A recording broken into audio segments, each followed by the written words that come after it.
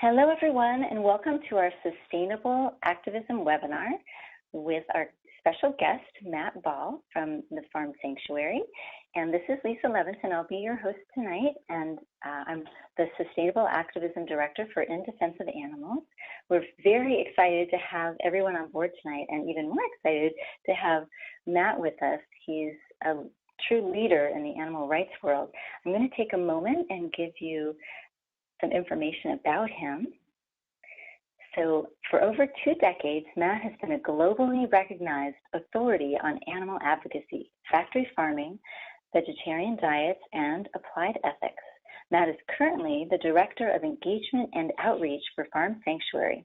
Previously, he was Senior Advisor for Veg Fund. He co-founded Vegan Outreach in 1993 and led the organization for more than 20 years. Matt has presented at and written for diverse forums over the past 2 decades, from Future Farmers of America to plenaries at national animal rights conferences. He's the author of dozens of essays, articles, editorials, and book chapters. With Bruce Friedrich, he wrote The Animal Activist Handbook, great book, by the way. In 2014, he published The Accidental Activist, for which Dr. Michael Greger wrote. Over the past 2 decades, Matt Ball has had a singularly profound influence on the animal protection movement in the United States. So I'm going to go ahead and fade out as we turn the mic over to Matt. We're all yours at this moment. So great. I'm going to turn screen sharing on and go to the PowerPoint. Okay, so I want to thank Lisa. I want to thank you for organizing this. It's great. I'm honored. I want to thank Christine for also putting my name forward for this. So thanks, Christine. I want to thank all of you for taking time out of your evening. I know that after a day of work, it's probably not the thing you're looking forward to. You're probably looking forward to some Netflix and an adult beverage. But I'm going to go through some prepared remarks, and then, as Lisa said, we're going to go to question and answers so we can discuss things. But let's start with a pop quiz.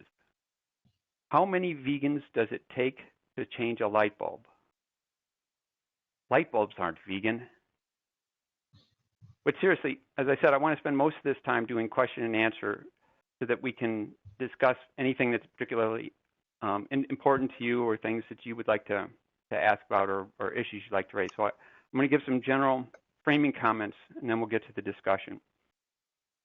This is one of my general talks. But I've added a few additional slides to it since this is about a sustainable activism. And this is one of those slides. In the past 3 decades, I've dealt with literally thousands of individuals who are totally committed to fighting for animals. Today, though, most of them are no longer active. Really, there are probably only a handful of people who personally know more ex-vegans and ex-activists than I do.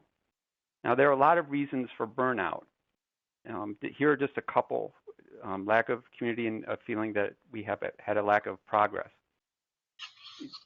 I want to give you a sense in the next few minutes of where we've been in the past 30 years that I've been active and what lessons we've learned.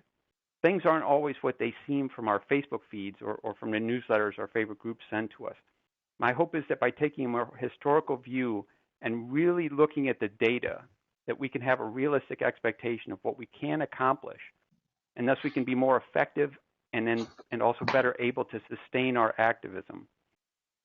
So with that said, let's start by asking why we would even care about making a difference. Here are 2 reasons: Valentino and Clementine. I believe it's important to come back to them. Our choices and our activism don't happen in a vacuum. The impacts of our choices aren't philosophical abstractions. Animals raised and killed to be eaten are individuals with thoughts and feelings. They have needs, they have friends, and they can feel happiness and joy, and of course, they can suffer. Now, I'm sure the vast majority of you don't need to be convinced of this. And I don't want to go through a bunch of horrible undercover video showing the brutality these individuals face. But in case it isn't clear, I do want to emphasize that the cruelty on factory farms isn't caused by just a few individuals, a few bad apples.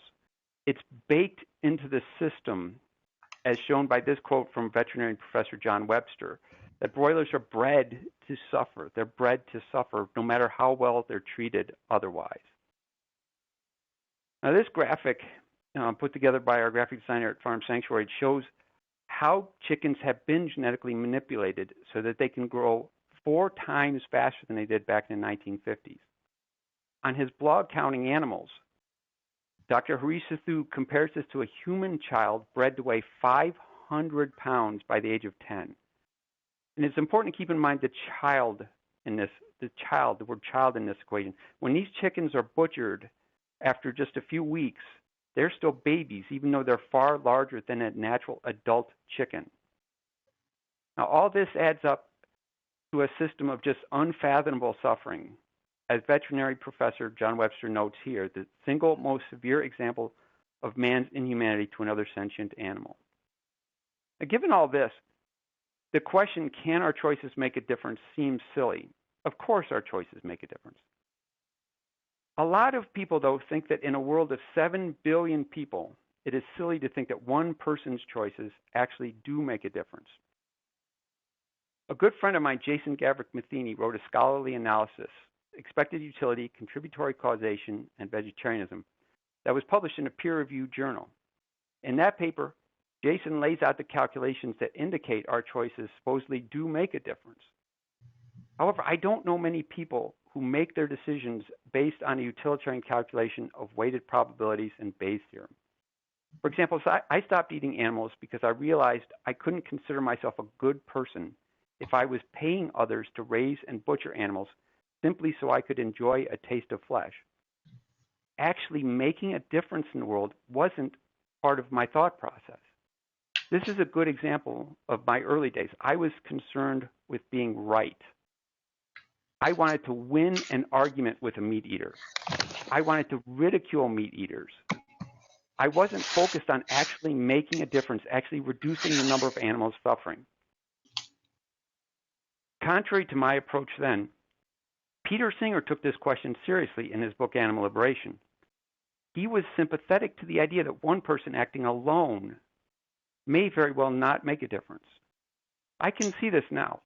Even if we are the strictest possible vegan, some of our economic activity actually pays the salaries of non-vegetarians, allowing them to buy more meat.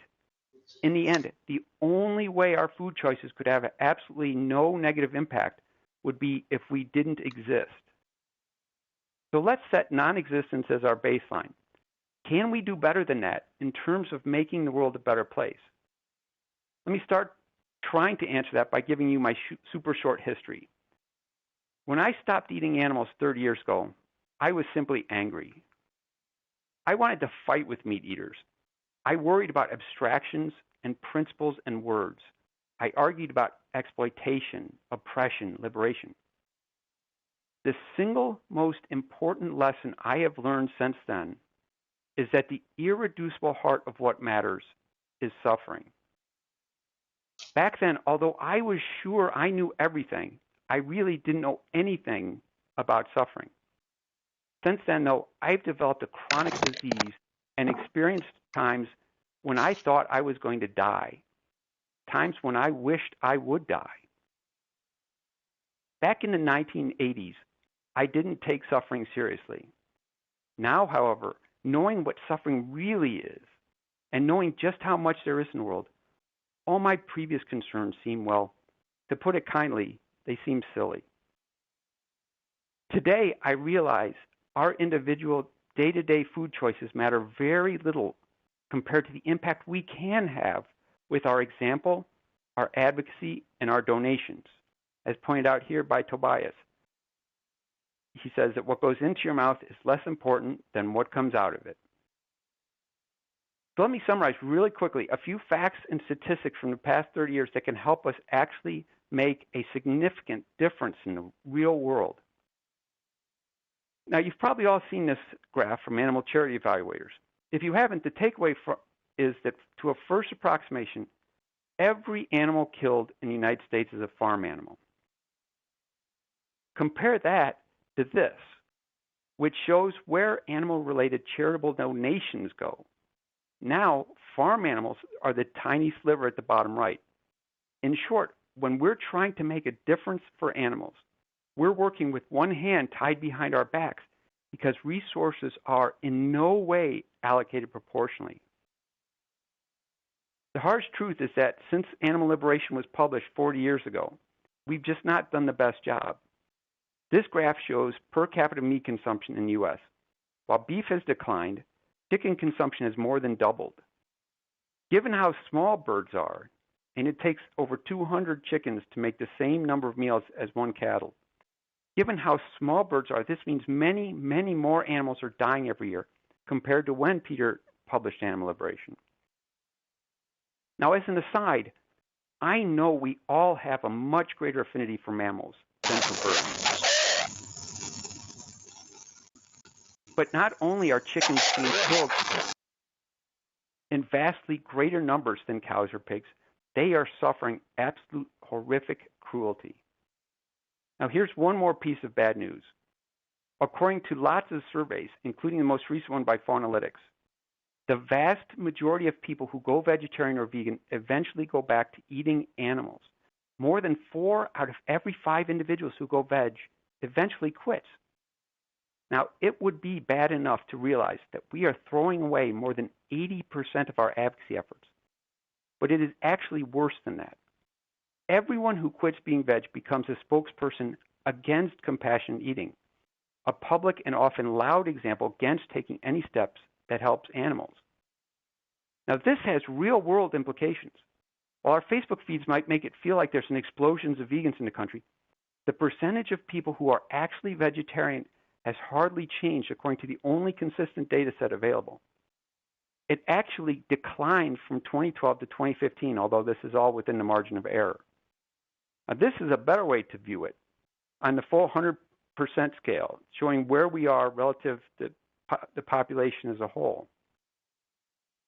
So with all that said, what do we know that might actually help us be more effective, actually make a difference and reduce the number of animals suffering?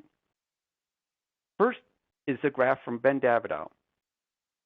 This shows the relative number of animals harmed by the standard American diet. As you can see, the vast majority of those animals are birds. And the biggest swath here is chickens raised for meat. Next are chickens raised for eggs. Then you have farm fish, and then you have turkey. I mean, 3 of the top 4 that basically are all of it are birds. Looking at it different ways, this graph from Mark Middleton at Animal Visuals, showing the number of deaths caused by producing 1 million calories of different foods, including grains, vegetables, and fruits. Mark explicitly concludes, leaving chicken and eggs out of our diets will have the greatest effect on reducing the suffering and death caused by what we eat. Now, I don't want to focus just on death in and of itself. I would much rather be a field mouse living free until killed by a combine harvesting soybeans, compared to a chicken whose entire life is utter agony. And I don't mean utter agony as a hyperbole. Again, Harisa Thu of Counting Animals did an analysis of how many chickens actually suffer to death before making it to slaughter. These birds die of disease, or are killed because they aren't growing quickly enough, or have their hearts just give out, or their legs break such that they can't make it to water. Harisa's calculations show that so many chickens suffer to death that their number, the big circle on the left, absolutely dwarfs all of the numbers of animals killed for fur in shelters and in labs combined. That's the circle on the right. Again, this isn't the number of chickens killed overall, just the number who suffered to death before even going to slaughter. The numbers are just incredibly stark. Again, based on research by Harish, Joe Espinosa notes that the average American consumes about 2 dozen land animals a year, so over 2 dozen land animals a year. If one person decides to give up eating birds, just give up eating birds, they go from being responsible for the deaths of over 2 dozen land animals a year to being responsible for the death of fewer than 1 animal. Fewer than 1. However, and this might be the most important point of the whole talk, converse of this is also true. Anything that might possibly lead someone to start replacing red meat with chickens will lead to a lot more suffering and killing, as noted by Ginny Messina, whose headline says it all: bad news for red meat is bad news for chickens. Again, this is not a hypothetical. per capita consumption of animals in the United States is at its highest point ever, driven by a sharp increase in the consumption of chickens. Keep in mind that despite all our efforts, people in the U.S. now eat more meat, they eat more animals than ever before. So how should this inform our advocacy? Looking at the Faunalytics study on recidivism, their data shows that the people who went vegetarian for health reasons are the ones who go back to eating meat. The single biggest difference in motivation of the people who stay vegetarian and the people who quit being vegetarian are those that stay vegetarian are concerned about animals. Now, this is backed up by research by the Humane League Labs, which showed that concern for animals is what inspires lasting dietary change. So clearly, if we want to help animals, we have to put the animals at the front and center of our efforts, of our advocacy. Research has also told us more about how we can refine our message in such a way as to get the most useful change for animals in the real world. The Humane League Labs specifically point out that we should not focus on dairy when dealing with the general public, not only because of the numbers, but because it is the last thing people think they can give up. Rather, we should focus on chickens, which people think they can give up, they can imagine giving it up, and it would actually make a significant difference in terms of the numbers of animals suffering. This relates to research I was a part of in 2014 at the University of Arizona. One of the many interesting takeaways from those studies that all 4 research groups found is that the general public thinks veganism is impossible and that vegans are, to put it kindly, annoying. Now, this doesn't matter if all we want to do is promote veganism regardless of the consequences. But if we want to actually make a difference and reduce the amount of suffering in the world, we need to take note of this. Similarly, many people quit being vegetarian because they found it too hard to live up to the demand for purity. Again, if we only care about the purity of those who call themselves vegan, then the fact that we're driving people away is irrelevant. But if we want to actually reduce suffering, we should do everything possible to both embrace and encourage everyone instead of reinforcing people's stereotypes and trying to build the smallest, angriest, most exclusive club in the world. Now, the upside is there is a great deal of opportunity out there. A number of surveys have discovered a shocking willingness among the general population to reduce meat consumption. And if we're really going to help animals, rather than just police our little club, we can reach these people with an honest, realistic message that has an actual profound impact for animals, reducing and eliminating chickens from our diets. How can we best do this? This chart from the Humane League Labs shows that of the advocacy tools available to us, movies, conversations, websites, and online video have proven to be the most impactful. Now here's another slide I added specifically for this talk. This book, Against Empathy by Paul Bloom, talks about the distinction between empathy and compassion. In short, empathy is where we feel the suffering of others. While empathy is generally considered good and admirable, it is, I think, a main cause of burnout. The amount of suffering in the world is just too great to internalize, and we can't possibly alleviate enough of it to counter how much there still is. Compassion, on the other hand, is concern for the suffering of others without internalizing that suffering. If we have compassion, we don't suffer when others do. Also, we can be more rational in our choices of where to work so as to have the biggest impact, rather than only focusing on what prompts the greatest emotional reaction in us. Now, this is not an easy switch to flip, to go from empathy to compassion, but I would suggest considering this, maybe reading this book or reading more about what Paul Bloom has written online about it. Now, I know this is a lot to take in just a few minutes, but I find it very encouraging to realize that we have so much information available to us now, such that we know what positive, constructive steps we can take to change the world for animals. 2 last thoughts. The first is my favorite quote from Gene Bauer. If you don't know Gene co-founded Farm Sanctuary and is the board president. Now, even while Gene was building the world's leading farm animal sanctuary. He was looking at what will be necessary to make sure that one day, as soon as possible, sanctuaries are no longer needed. We simply must go upstream and end the demand for animal products, and that means having an impact in the real world. That means understanding how we can reach new people and open their hearts and minds. And finally, a quick note as to why this matters. All of us on this call are relatively safe and well off. We can enjoy our sparring and our agreements.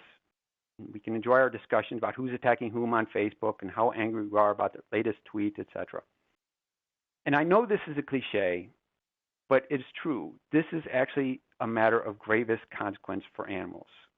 It's a matter of life and death for Valentino and Clementine and everyone they represent. As much as I would love to think otherwise, we currently can't do everything. We don't have infinite time or resources. We don't have infinite strength of will, and we don't have an infinite number of people working with us. This is why I strive every year, every week, every day for my efforts to have the greatest possible impact. I want to choose the options that reduce the most suffering, regardless of labels, regardless of words, regardless of popularity, regardless of how it makes me look or feel. I hope you agree and that this information is useful. Thank you. I look forward to our discussion. So Christine is asking if there's any, if the PowerPoint presentation is available to get a copy. And so Matt actually offered to, for anyone who'd like a copy, to go ahead and email him. And so and it's also on his blog. So that's really good to know, because the PowerPoint itself is really effective. And I think that's helpful too. So just wondering if anyone has any questions for Matt just regarding, the research and what yes, hello there. This is Roger Yates from Ireland. It's 1:29 a.m. at the moment, so good morning, everyone. Hello, Matt. Hi, could I ask a question? Sure. Yeah, it seems to me that this position, this growing movement, this anti-vegan movement that's going on within animal advocacy, kind of misses the point. Veganism is a justice for all philosophy. It's not a diet. It's always presented as something to do with what we eat, missing the point completely. So if we think in terms of three different groups, we might think of reducitarians, vegetarians, and vegans. Now, it seems to me that there's no reason why vegans should do anything else than promote the justice for all philosophy of veganism. If you want people to stop eating chickens, then get the reducitarians and vegetarians to do that. There's a lot more of them. Leave the vegans alone. Let them do the vegan advocacy, because getting more ethical vegans in society is the best thing that we can do in order to challenge cultural speciesism.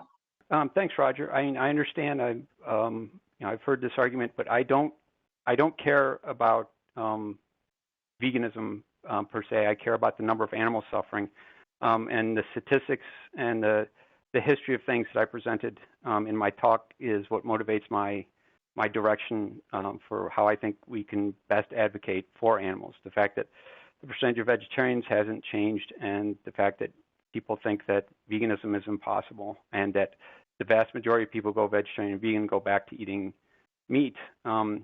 Given that meat consumption, the number of animals being eaten currently is at an all-time high, I think that we need to reevaluate how we go forward and not stick to a specific philosophy.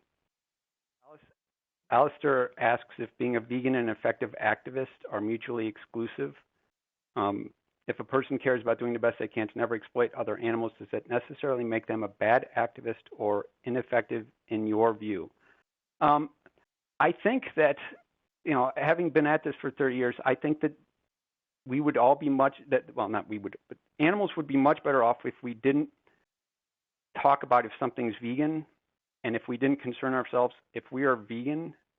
If we framed everything in terms of animals and helping animals, that would be more constructive. And people, in my experience, people get hung up on, is this vegan, is this not vegan? Are you vegan, are you not vegan? And, it's about policing the club so that everyone lives up to your definition of a certain word. And I don't care about the word. I think the world would be better off if the word vegan didn't exist. I think if we only talk about the animals and what can best help animals, how our choices can help animals, how our influence and our interactions with other people help animals. And my point isn't to spray the vegan word into the world and let people take it or leave it. My goal is to try to figure out how to reach people where they are and have them take a step to help animals and help reducing the number of animal suffering is my goal. And however to do that can vary from situation to situation, but it doesn't depend on something living up to a certain word. It depends on what's effective at getting other people to open their hearts and minds to this plight. So a high schooler wondering if it's important to get my generation interested in animal rights, and if you have any advice or trends you've seen for earlier starters, I guess. Yeah, I mean, the young generation is really where change, real significant change is going to take place. And there are basically three areas where there are important work going on now. There's people who are promoting dietary change, people eating fewer animals, causing less suffering. There are people who are changing the way the system works, factory farming system works, by abolishing cages and abolishing some of the worst practices. And this lowers the suffering that the animals go through, but it also drives up the cost of production. And economics is a key driver to people's dietary choices. And then the third aspect of it is the supply side. People like the Good Food Institute and Hampton Creek Foods, who are helping to develop cruelty-free options that will fit right into the food system that we currently have now. But I think in terms of getting people to care about animals and to try to change their legal status and to take steps that will actively help animals, I think the young generation is definitely the place to be. And as the one graph from the Humane League Labs showed, the best ways we can do this are through movies, so sharing documentaries and films online with other people and short clips, even people who aren't going to sit through a long movie. And so those kind of online videos, like onestepmatters.com is a good one. And then having conversations with people. And one of the main things that has prompted people to go vegetarian or to take steps toward vegetarian or to be vegan has proven to be conversations. And so being able to talk with people and ask them where they're coming from, ask them if they care about any animals, ask them if they have a companion that they care about. One of the things that Bruce, in one of Bruce's sections of the Animal Activist Handbook, is to have conversations with people as opposed to lecturing people. And he always tells the story that people used to ask me, so why are you vegetarian? And I would say, hey, do you know what goes on in factory farms? The blah blah blah blah blah. And the person would slowly back away and then turn and run as soon as they could. And so now the idea is to ask, well, thank you very much for asking. Are you a vegetarian? And then you set a baseline with knowing where they stand on things, and say, do you know any vegetarians? Do you know why they are a vegetarian? And then if you can have a conversation with the person and have them answer things and be able to think these things through and be able to say them out loud to you, then it's going to have much more meaning.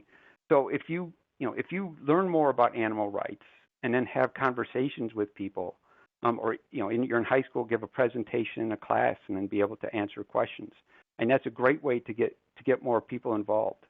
Rachel went on to ask, she says that started clubs at my school, but even people who are interested come up to me and said, I support what you do, but don't want to join your club because I don't want people to look at me weirdly. Is there a way to counteract that?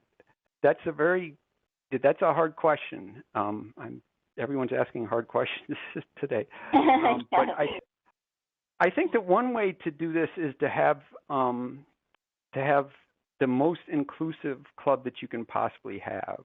Paul Shapiro, when he was in high school, started a club at his high school, and it was just called Compassion Over Killing. It wasn't vegan outreach. It wasn't It didn't have a V word in it. It didn't say vegetarian. It didn't say vegan. It didn't say factory farm suck or anything. It just said compassion over killing, and that allowed people to join.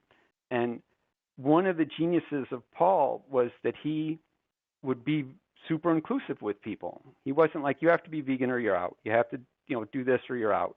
You have to follow my philosophy or you're out. I mean, he was there to encourage everyone who cared about animals, and then talk about what each person could do wherever they were to help animals more. And it's a point that Gene Bauer, the president of Farm Sanctuary, makes is our point isn't to stand here and say we're right. If you're not here, you're wrong. It's to go and reach people where they are and find out what motivates them, find out what they care about, and be able to accept that and encourage that, and have people be able to connect with you in that space, in their space, and then they're better able to understand you. I also think it's important that we try things like starting a group and but don't hang your hat on that entirely, and don't think that if my group doesn't succeed, then I'm a failure, or there's nothing I can do, or there's that's the end of activism. And one of the points I tried to make in my prepared comments is that this is a long haul, that we're in for a long haul. We've been at this for a few decades, but I mean, if you look at the arc of history, the arc of moral history, as Dr. King used to call it, it bends towards justice, but people have to do the bending, and it happens over the course of generations. And to realize that we're part of this work isn't going to happen overnight. We're not going to start a club at our high school and have our entire high school stop eating animals. And it's something, we can try this, we can try that, we can try the next thing, and never give up at it, and know that there are other people out there struggling just as you are, and that there's never going to be a perfect answer for everyone. There are a lot of smart people who have been at this a long time, and if there was a magic bullet, if there was a magic incantation, we would have found it by now. So we have to realize that this is going to be something we each have to work at. We each have to try. We each have to do and then fail and then try something new and learn from it each time. I think learning from it is really important, is to not just say, oh, this failed, no one came to my meeting, nothing's ever going to change. I mean, at any point in history and any social movement, there have always been times when it's felt like nothing is ever going to change. But things do change over time, and we have to be the ones to change them. You think our ultimate goal ought to be to reduce some suffering, or should we focus on changing the way in which humans actually view other animals as commodities, and often as even little more than recipe ingredients, as our end goal? And our end goal is obviously for animals to no longer be viewed as food. I mean, as Gene Bauer likes to say, animals are friends, not food. But my point is that going around saying, veganism, animal rights, isn't the way that people change. I mean, we have a lot of psychology, a lot of sociology that shows how people change, and the facts are just simple. That most people go vegetarian, go back to eating meat. Per capita meat consumption in this country is at an all-time high. So we really need to rethink things. I mean, I guess another way of looking at it is our ultimate goal is for animals to be respected as individuals and not food, respected as individuals, but because we don't want them to suffer, because we don't want them to be exploited. And if they were viewed as individuals, but they still suffered exactly as much, that would not be the good outcome. That's not the goal. The goal is for there to be no suffering. The goal is, and the ultimate way for this to happen is for them to be recognized as individuals. But we have to realize that this isn't a philosophical argument. This isn't an exercise in a class. And these are real individuals suffering, and we can't just say we are going to let everyone go about eating meat because we want to be pure to our ideals, be pure to our philosophy. We have to try to do what we can now. Each one of us has has a different role to play. I mean, I don't say that the people who work on welfare reforms, abolishing cages and the like, are wrong. I don't say that people who are trying to get people to stop eating chickens are wrong. I don't say that the people who are trying to, produce plant-based or in vitro chickens are wrong. I mean, all these are important ways for us to reduce suffering in the world and get to the point where animals are no longer exploited because we don't want there to be suffering. But the key is to keep that in mind as we're trying to reduce suffering. And the way to do this is to have people stop eating animals. And the way to get people to do that isn't to say, you have to be over here now. The way is to get them to start taking the first step. And the way to get them to take the first step is to start where they are, to go to where they are, to meet them where they are, to understand what's in their heart, to understand what's in their mind, to understand what motivates them.